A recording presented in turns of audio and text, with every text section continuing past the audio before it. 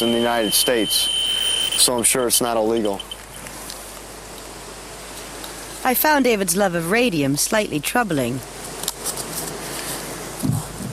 His childhood hero, Marie Curie, who discovered the radioactive element, had died of radiation poisoning. But as a teenager, David was always on the lookout for sources of radium. A little while ago, I was driving on Crocker Road here, and I had my Geiger counter on my dashboard, and I was searching for rocks or anything in buildings or anything in houses. Maybe somebody had something laying out in the garbage I could get. And I ended up coming up to an antique store up here, and the Geiger counter, the meter, the ticks were more frequent, and I noticed it spiked a little bit, and I noticed that there was something in there. I just had to find out where. He had detected an old glow-in-the-dark clock. The dial was painted with radium, and this one came complete with a small vial of the radioactive paint. He left me a little note saying that if I ever found any more of these clocks, that he'd be willing to pay me whatever I wanted, and then signed David. And I think he even dated it, but the funny part was I kept questioning, what did I sell? Was it really expensive and I didn't know it? What was so great about the clock? Radium paint was used in glow-in-the-dark clocks and watches up until the 1950s. David had heard stories about the radium girls. They were the factory workers who painted the clock faces with this toxic paint. Many of them died of horrible cancers and other illnesses. I would not keep a clock that's been painted with radioluminous paint involving radium. Although the items are considered exempt. That is, they're considered safe, one at a time. But it's quite another matter to dismantle this and then to physically scrape the radioluminous paint. You've got yourself something altogether different than what was originally intended. To extract the radium from your glow-in-the-dark clock, you have to take the hands off, very carefully. Gently dip the hands in solvent to remove the paint. And there you have it, real glowing radioactive radium, an excellent high-grade source for your reactor. Down in his basement, David pulled out his prized collection of radium clocks and other antiques which had survived his experiments.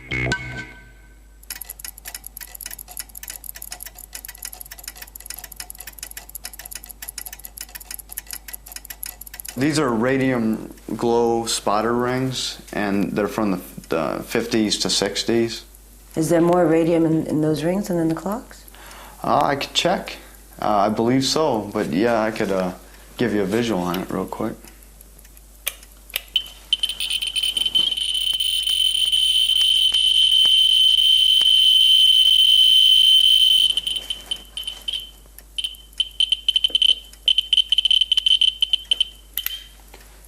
Yes. Should it be illegal to have the clocks? Should it be illegal to have the rings? Should life be illegal?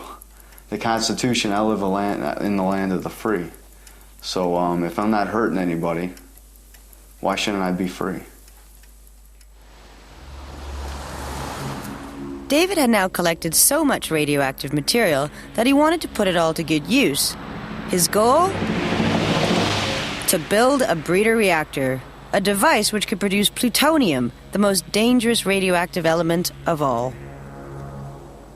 There are arguments for and against the use of breeder reactors. On one, it is a way to get a lot of fuel at a very inexpensive price.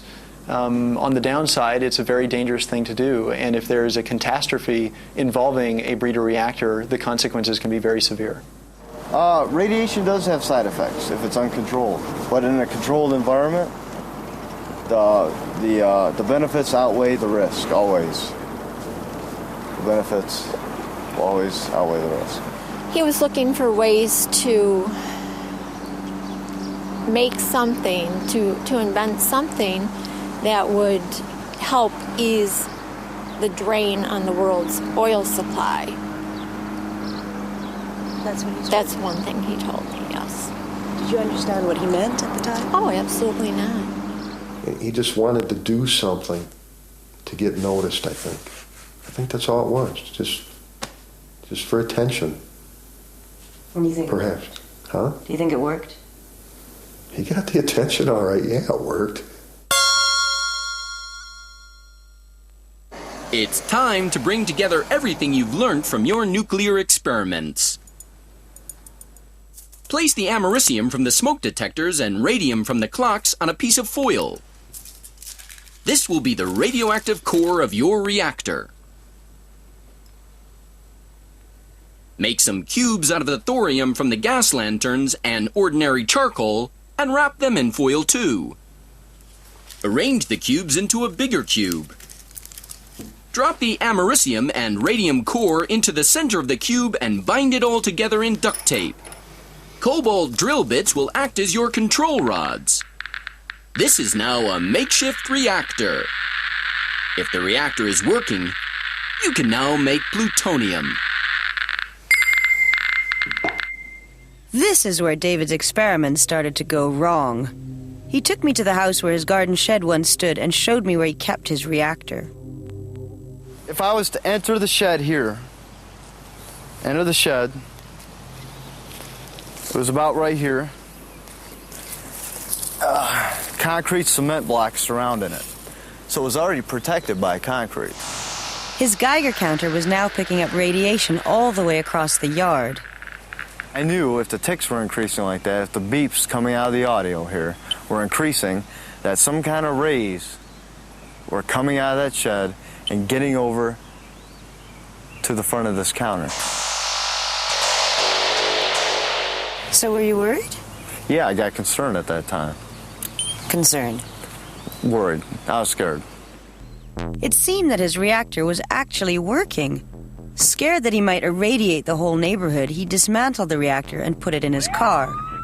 But barely a half a mile from home, the police stopped him and asked to search his vehicle. He told them the contents of the trunk were radioactive. He didn't look like a typical nuclear physicist. The authorities thought he was a terrorist. What we would now call a dirty bomb was certainly a possibility. That was one of our initial thoughts. Again, we had thoughts, too, of a nuclear weapon. When they analyzed what they had found in David's car, they soon realized it wasn't a bomb, but something far more perplexing. We found a collection of some 50 or so small, 1 inch on a side, cubes wrapped in aluminum foil, and within the aluminum foil was a black cake-like material which was radioactive. It was thorium-232, but this particular form of it was not only much higher than you'd find in nature, but it was about 100 times the quantity that would be considered licensable. David was about to get a visit from the Environmental Protection Agency. I got a phone call, a very unusual phone call. It was David. He was kind of frantic on the phone at the time. The EPA people were using Geiger counters and devices. I believe his words were, "I've just been raided by the EPA. They're here." In the house, in the basement, in Dave's bedroom. I thought, oh my God. I could see that his little experiments were on a lot bigger scale than I could have ever imagined. He actually had been doing what he had been talking about. This is what can happen when a teenager takes a keen interest in radioactive chemistry and the EPA finds out about it. A team of government contractors... David's garden shed was declared a radiological hazard. The entire structure and its contents were carted away by men in protective suits. The inquisitive teenager was not at home this afternoon. The cost of the cleanup was $75,000. For men in moon suits to come out and actually dismantle the shed and saw it apart piece by piece and take it away in barrels, that's very serious. And I don't think David realized, the magnitude. David's garden shed is now buried at this radioactive waste dump in the middle of the Utah desert. But did his reactor actually work? Had he really created plutonium in his backyard? I believe I did produce a few atoms of plutonium, maybe a couple fissions here and there, but I don't think anything sustained any kind of reaction.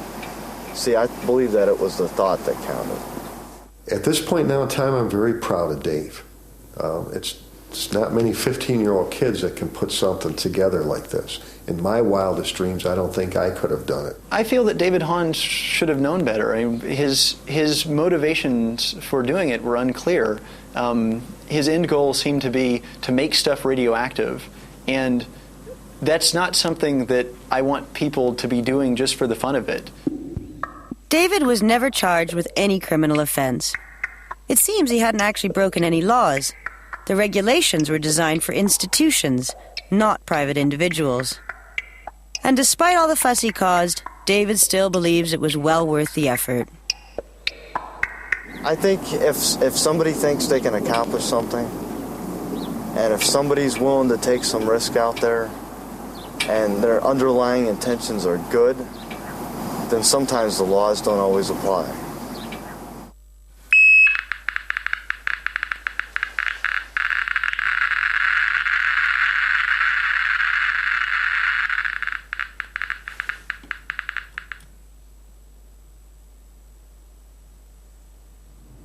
And at the same time, simultaneously, it takes the pigment within the melanocytes that's concentrated within the center of the melanocyte and disperses it outwards towards the melanocyte. So in appearance, it's an equivalent of the white garage thing.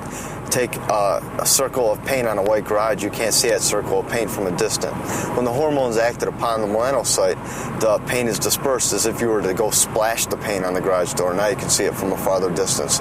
Same principle with the hormone. Understand?